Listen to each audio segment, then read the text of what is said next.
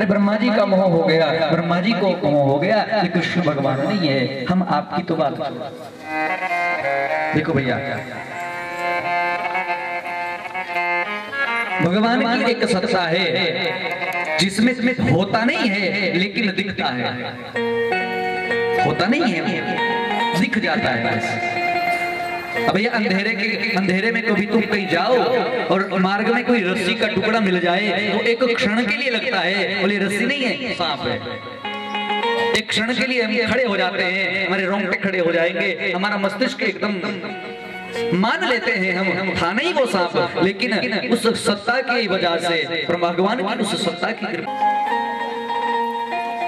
रेगिस्तान में ये हिरन चलते ना भैया, रेगिस्तान में गर्मी की कपकपाती धूप इसको ऐसे लगती है मानो कोई सामने जलाशय हो, कोई जल का कोई स्तोत्र हो।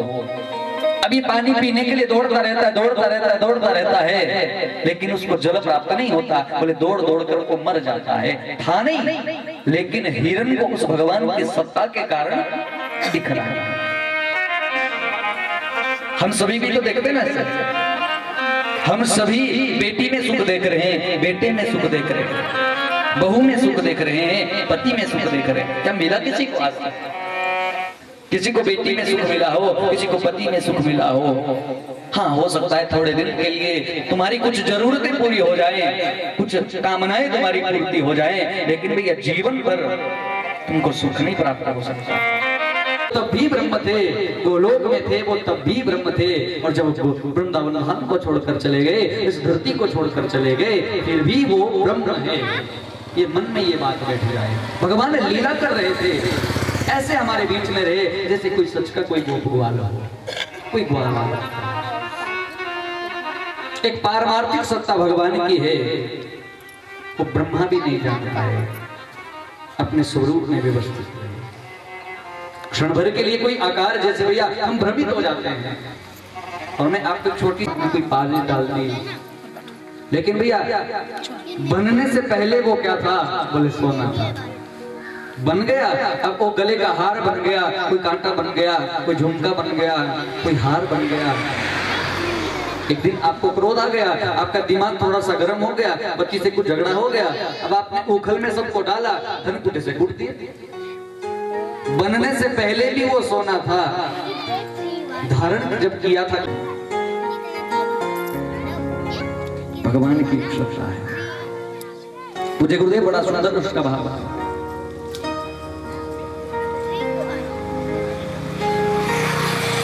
कीमती मणि का वो प्रदर्शन कर रहे थे, बेटी को खेलने के लिए वो दिया, लेकिन भैया अब वही भगवान ब्रह्म है, लेकिन ग्वाल बाल बन कर रहे। सत्राजीत को जब मालूम पड़ा मेरा भाई 4 दिन से नहीं आया है, तो भैया पूरी प्रजा में उसने ढिंडोरा पिटवा दिया। क्या बोले? कृष्ण मेरी मणि को मांग रहे थे, बोले उन्होंने ही मेरी मणि को ले लिया। मेरे भाई श्री भगवान आज पूज्य गुरुदेव के पास गए हैं, पूज्य गुरुदेव से कहा, बोले गुरुजी जरा कुंडली तो देखो,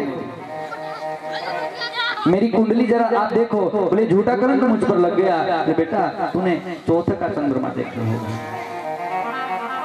लेकिन श्री भगवान कहते हैं, बोले मैं प्रण करता हूं, मैं प्रतिज्ञा लेता हूं, जब तक इसकी मणि को लेकर नहीं आऊंगा, बोले तब तक मैं राज्य में प्रवेश नहीं करूंगा। 10-5 सैनिकों को लेकर श्री भगवान गए, मार गए जहां पर वो भालू उस मणि को लेकर गया।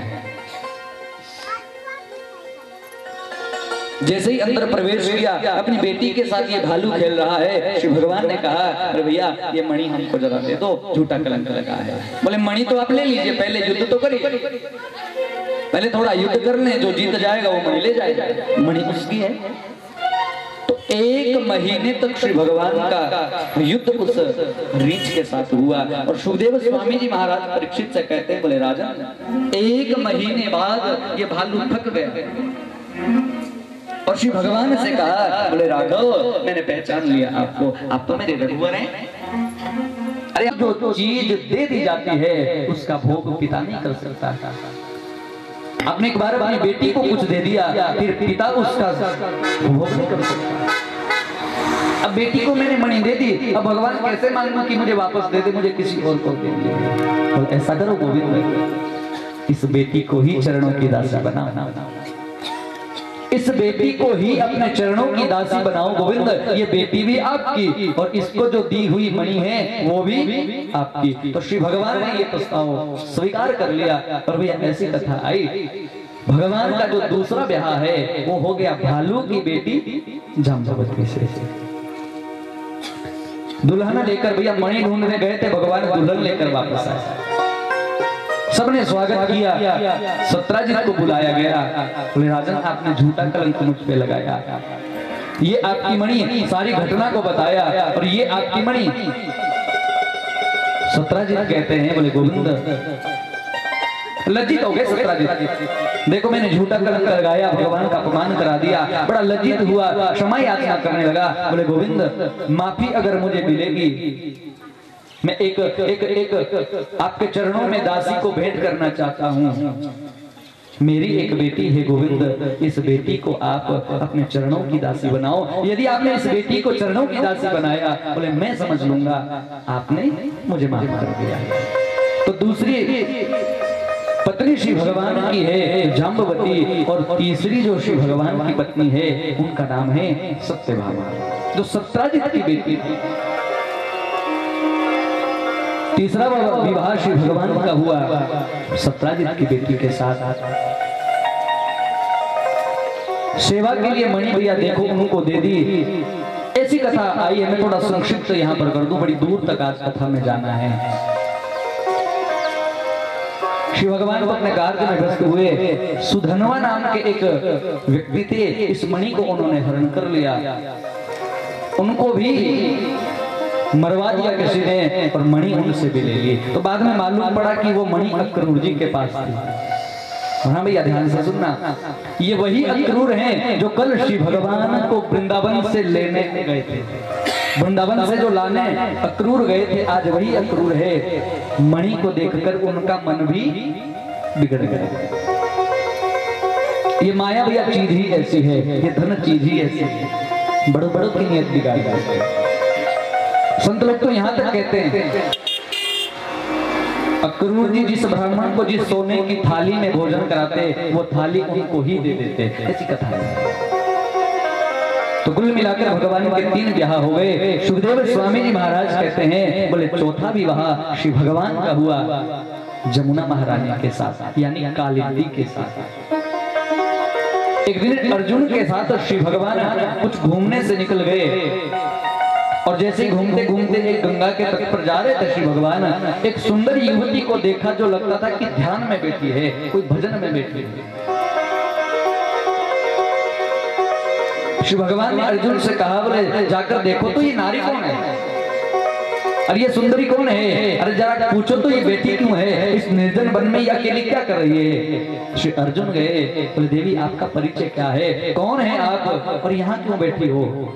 तब कहा है, बोले मैं सूर्य की पुत्री हूँ और यमराज की बहन हूँ, मेरा नाम है कालिंदी, यानी जमुना महारानी। बोले काय को बेटी हो, बोले भजन करने बेटी हैं। बोले किस लिए करना है, बोले श्री कृष्ण को अपना पति बनाना चाहती हैं। अर्जुन कहते हैं, बोले मैं साथ ही लेकर आया, मैं साथ लेकर आया हूँ।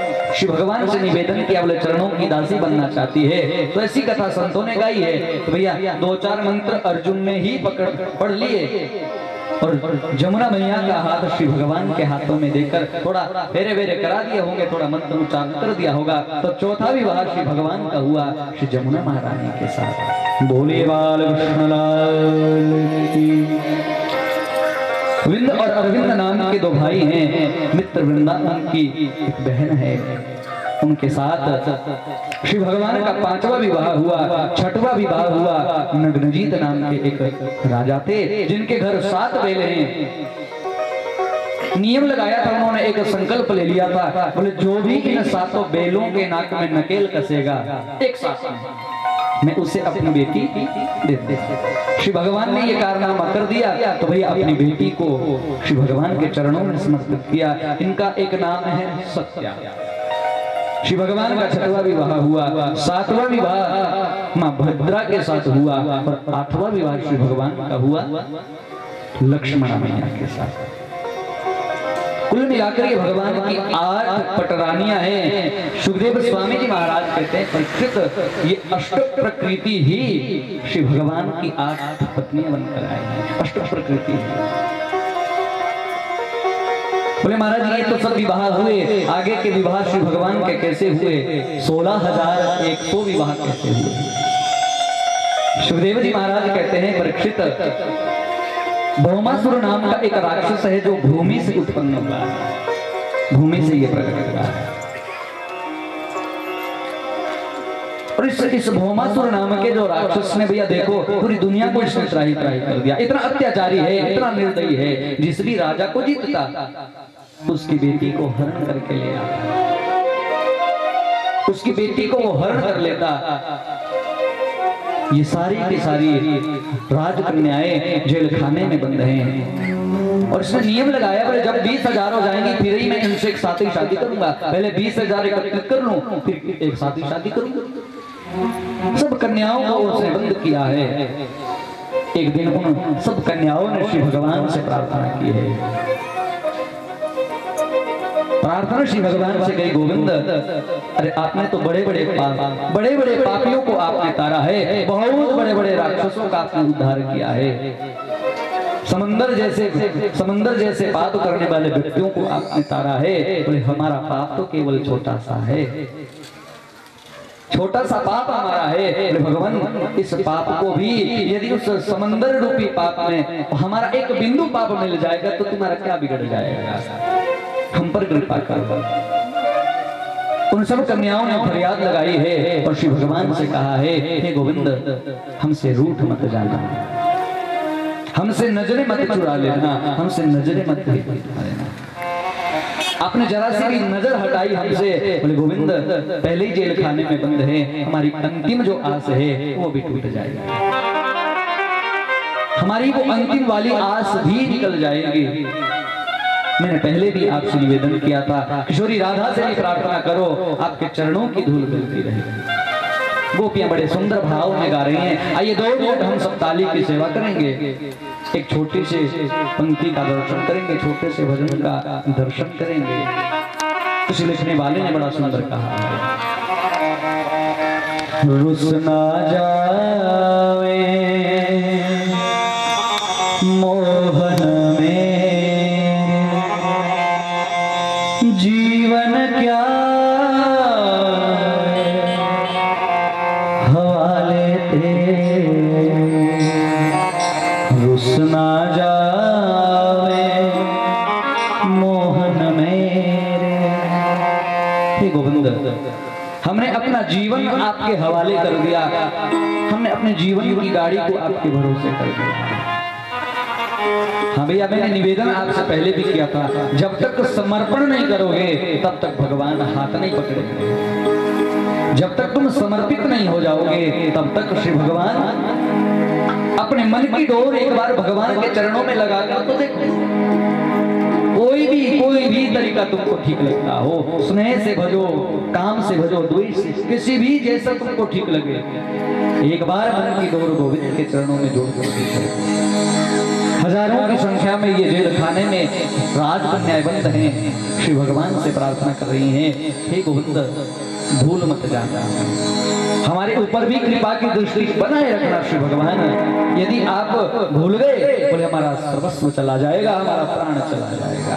आइए 2 मिनट भाव से ताली की सेवा करते हुए थोड़ा गा लीजिए।